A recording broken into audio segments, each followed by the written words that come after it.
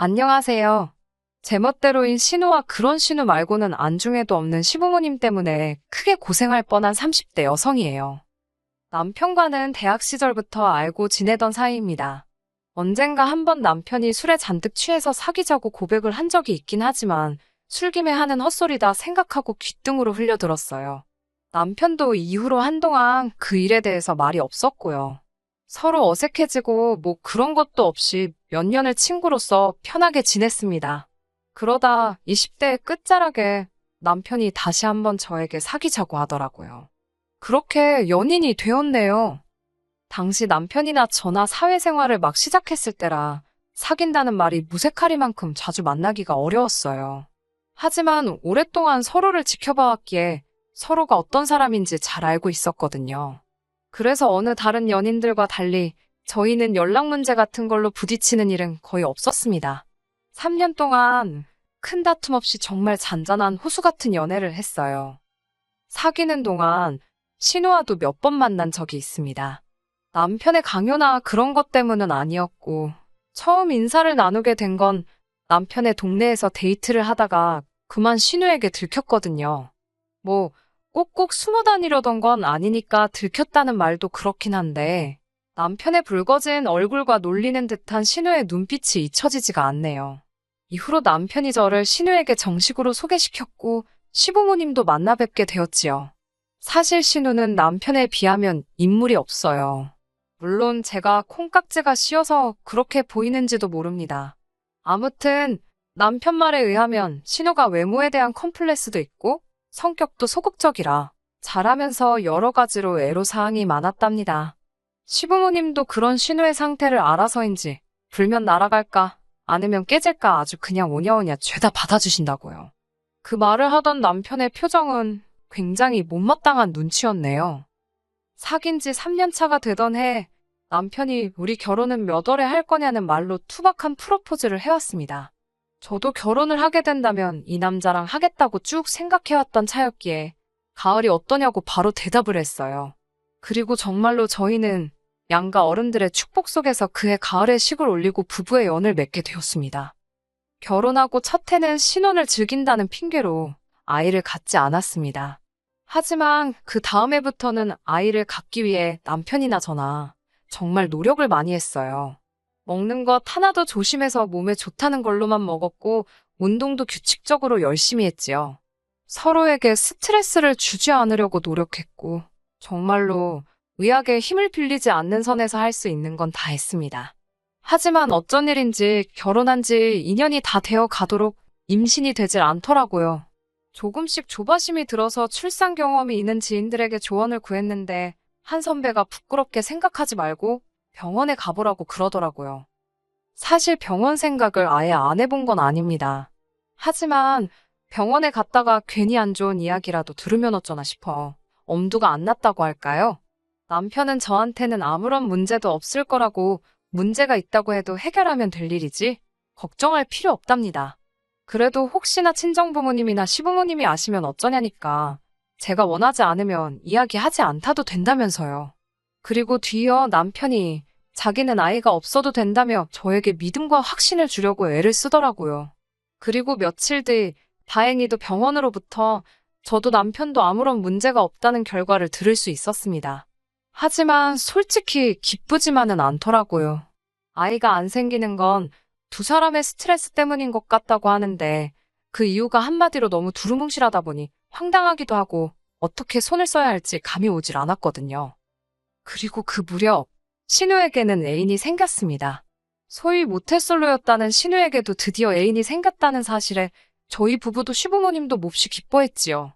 얼마 지나지 않아 신우가 저희에게 먼저 애인을 소개하고 싶다고 하더라고요. 그래서 같이 점심을 먹게 되었는데 신우를 대하는 그 애인이란 사람의 태도가 영 거슬렸습니다. 신우를 부르는 호칭은 야, 너 마치 아랫사람 부르듯 하는 게 기본이었고 어쩌다 신우가 말실수라도 하면 보는 사람 민망할 정도로 무안을 주었으니까요. 그런 대우를 받으면서도 도통기를 못 펴는 신우를 보고 있으니 마음이 편치 않았지요. 결국 참다 못한 남편이 그 애인이란 인간한테 한마디 해야겠다고 하자 신우가 절대 안 된다며 다음날 신우에게서 먼저 연락이 왔습니다. 자기 나름대로 어제 애인이 보여준 모습에 대해서 해명을 하고 있더라고요. 그 모습이 어찌나 딱하고 안쓰럽던지 한참을 들어주다 결국 저희가 신우에게 그 애인 별로라고 헤어지는 게 낫겠다고 했어요.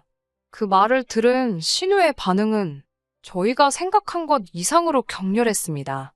자기 애인이 긴장을 해서 그런 거라며 평소에는 얼마나 자상하고 재밌는 사람인지 저희가 모른다나요.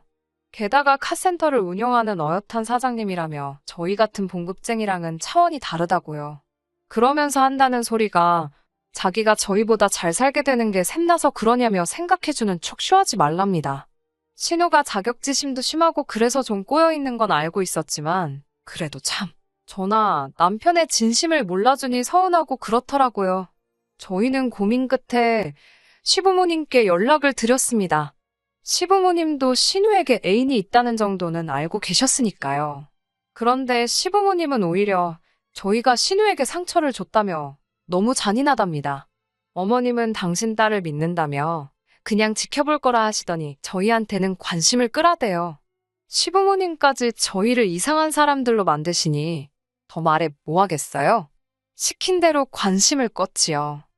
하지만 얼마 후 충격적인 소식이 들려왔습니다. 신우가 어머님 폐물을 훔쳐서는 집을 나갔다고요. 경찰에 신고를 했지만 성인이라서 크게 도와줄 수 있는 게 없답니다. 저를 포함해 남편도 시부모님도 할 수 있는 일이라곤 신우가 먼저 연락을 해오기를 기다리는 방법밖에 없었지요. 신우는 친구도 많지 않았기에 수소문을 하는 것도 쉽지가 않았어요. 그렇게 반년 넘는 시간이 흐른 어느 날 어머님으로부터 전화가 걸려왔습니다. 다급한 목소리로 신우가 집으로 돌아왔는데 상태가 좋지 않다고요. 저나 남편 둘 다 회사에 있다가 급하게 시댁으로 향했네요. 시댁에 도착해서 저희가 본 건 충격 그 자체였습니다. 신우가 인물이 없긴 했어도 생기는 있었는데 그 모습이 온데간데 없었으니까요. 일단 병원부터 데려가야겠다 싶어서 저와 남편이 신우를 데리고 집을 나서려는데 신우가 병원에 안 간다며 자기 아이를 내버려 두라대요. 신우 배를 보니 배가 살짝 나온 것이 상황 파악을 하신 어머님은 다리가 풀리신 듯 그대로 주저앉으셨고 아버님마저 정말 드라마에서 보던 것처럼 뒷목을 잡으셨습니다. 남편은 신우에게 생각이 없냐며 화를 냈고요. 제가 신우에게 아빠가 누구냐, 그 애인이란 사람이냐 물으니 그렇답니다. 그 남잔 지금 어디 있냐고 다시 물으니 신우가 닭똥 같은 눈물만 흘리면서 헤어졌다 했고요. 일단은 신우를 쉬게 두기로 하고 남편과 집으로 돌아왔습니다. 남편과 저는 아직 한참 젊은 신우가 아빠도 없는 애를 낳아 키우게 할 수는 없다고 생각했어요. 이튿날 다시 도착한 시댁에서 저희는 저희의 생각을 이야기했습니다. 하지만 그 순간 신우가 정말 노기가 띈 눈빛을 하더니 저희더러 미쳤냐입니다. 이 애가 어떤 애인 줄 아냐며 자기 배를 감추더니 애만 낳으면 애인의 마음을 돌릴 수 있을 거래요. 그러면서 저희더러 왜 자기 앞길에 자꾸 태클을 걸려고 하냐입니다. 말이 통하질 않았지요. 시부모님께 어쩌시려고 그러냐 하니 본인이 싫다는데 어쩌냐며 특히 어머님께선 저희더러 그렇게 애가 걱정되면 그 애인이란 사람이나 찾아오랍니다. 불쌍한 신우 가슴에 상처 주지 말라면서요. 그리고 그날 오후 남편과 저는 그 카센터를 찾아갔어요.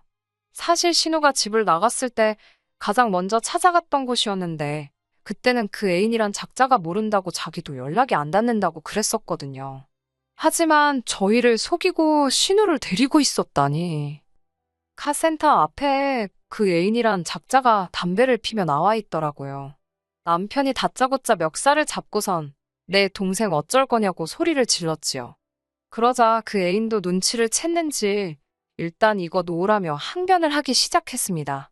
임신 사실을 알았을 때는 이미 헤어진 이후였고 솔직히 자기랑 헤어진 뒤 신우가 어디서 누구랑 있었는지 자기가 알게 뭐냐입니다. 자기 애라는 확신도 없고 맞다고 해도 자기는 키울 생각이 없다대요. 자기가 수술비를 준다고 지우라고 했는데도 저러는데 자기가 어쩌냐면서 오히려 저희를 이상한 사람들로 몰아갔습니다. 이런 인간을 뭐가 좋다고. 무엇보다 저희가 신우 당사자도 아닌 이상 상황 자체를 어떻게 바꿀 수가 없겠다 싶어서 결국 별 소득 없이 집으로 돌아왔어요. 집에 도착하자마자 어머님께 연락을 드렸습니다. 카센터 남자, 그러니까 신우 A는 마음이 떴다고 신우를 책임질 생각이 없어 보인다고 솔직히 전해드렸지요. 하지만 어머님께선 그것마저 제 탓을 하셨습니다. 제가 말 주변이 없어서 상대를 설득을 못했을 거라나요. 뒤이어 어머님께선 신우랑 오랫동안 이야기를 나눠봤는데 아이를 낳게 두시겠답니다. 당신은 신우 고집을 못 꺾겠다며 남편이랑 저는 그래도 잘 설득해서 수술시키는 편이 좋지 않겠냐고 조심스레 어머님을 설득하려 시도해봤지만 그러면 그럴수록 오히려 저희만 인정머리 없는 사람들이 되어가더라고요. 말이 안 통하면 저희를 나쁜 사람으로 만들어버리는 어머님의 화법에 지겨워서 더는 대화를 나누고 싶지 않았네요. 하지만 진짜 문제는 신우가 출산을 한 이후로 시작되었습니다. 일단 신우는 딸아이를 낳았는데 임신 초에 제대로 못 먹어서 그런지 아이가 저체중이더라고요. 신우는 이 사실에 크게 상처를 받은 듯 했고 이후로 틈만 나면 술을 마시기 시작했습니다. 아이를 보고만 있어도 속이 상한다며 술이라도 먹지 않으면 도저히 버틸 수가 없다 했지요. 처음에는 그래도 맥주를 마시는 것 같더니 언젠가부터는 하루에 소주 한 병은 기본으로 마실 만큼 상황이 심각해져 갔습니다. 무엇보다 애엄마란 사람이 매일같이 취해 있었으니 아이의 안전이 걱정되는 상황이었지요. 그리고 얼마 후 어머님 아버님께서 저와 남편을 시댁으로 부르셨습니다. 보통 평소에 아무 날도 아닌데 오라고 하시면 하실 말씀이 좋은 내용은 아닐 거란 걸 저나 남편 둘 다 알고 있었기에 가는 내내 마음이 편치 않았네요. 도착한 시댁에서 저희는 생각지도 못한 이야기를 듣게 되었습니다. 어머님께서 다짜고짜 양손으로 제 손을 꼭 잡으시더니 당신이 정말 부탁하고 싶은 게 있다며 꼭 들어달랍니다. 무조건 들어줘야 한다면서요. 뭔지 말씀부터 해보시라 하니 신우 이야기를 꺼내셨습니다. 그해 저희가 직장에 좀 더 가까운 곳으로 이사를 가려고 알아보던 중이었거든요. 어머님께선 당신이 부족한 금액은 메꿔줄 테니 신우랑 같이 살면 안 되겠냐 하셨습니다. 한마디로 신우는 저희가 맡고 신우 딸은 어머님이 키우시겠다는 소리셨지요. 저는 죄송하지만 싫다고 신우 지금 알코올 중독인데 어떻게 같이 사냐고 대답했습니다. 그러자 어머님께선 저더러 알코올 중독은 무슨 누가 알코올 중독이냐며 당신 귀한 딸한테 말 조심하랍니다. 제가 틀린 말 한 것도 아니고 이러다간 얼떨결에 신우와 함께 생겼다 싶어서 막말로 어머님께 욕을 처먹더라도 한 대 맞게 되더라도 할 말은 해야겠다 싶더군요. 하루라도 술 없이는 못 버티는데 그게 알코올 중독이 아니면 뭐냐고 제가 따졌어요. 그러자 이번엔 어머님께서 남편을 향해 넌 어떻게 생각하냐고 물으시더군요. 남편이 아무 말도 안 하자 여동생이 알코올 중독이라는 이 마누라 말에 대해서 어떻게 생각하냐며 이번엔 소리를 지르셨지요. 그러자 남편은 자기가 보기에도 지금 신호가 이상하다며 일단 어디 가서 상담을 받아보라고 하대요. 그러면서 어머님께 제가 좋다고 해도 자기가 싫다며 같이 사는 건 안 될 소리라고 딱 선을 그어주었습니다. 직장 생활하는 것만으로도 바쁘고 힘든데 상태 안 좋은 신우 뒤치다꺼리 할 생각은 조금도 없다면서요. 그러자 어머님께선 너넨 참 인정머리도 없다며 꼴도 보기 싫다 하시대요. 이후로도 저희는 어머님께 지금이라도 늦지 않았으니 신우를 전문기관에 보내자 했으나 그럴 때마다 돌아오는 건 피도 눈물도 없는 것들이라고. 저도 남편도 사람인데 아무리 좋은 뜻으로 이야기를 해드려도 돌아오는 건 욕뿐이었으니 기분이 좋을 리 없었지요. 그러다 얼마 전 정말 제대로 일이 터졌습니다. 신우가 그 카센터 하는 애인한테 얻어맞았거든요. 도대체 어쩌다 거길 가서 맞고 왔나. 사정을 들어보니 그 애인이 결혼한다는 소식을 신우가 들었던 모양이에요.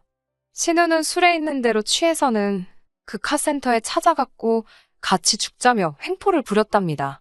급기야 거기 대져 있는 차들을 발로 차고 옆에 있던 망치로 망가뜨리고 그러다 그 애인한테 신우가 붙들렸고 신우가 그 애인 얼굴에 침을 뱉었다네요. 침 맞은 그 애인도 질세라 신우를 때렸다는데 그만 신우 어깨가 골절이 된 거지요. 어머님께선 저희 남편더러 오빠가 돼가지고 가만히 보고만 있을 거냐며 당장이라도 쫓아가서 그 인간 머리통을 깨놓으랍니다. 어이가 없었지요.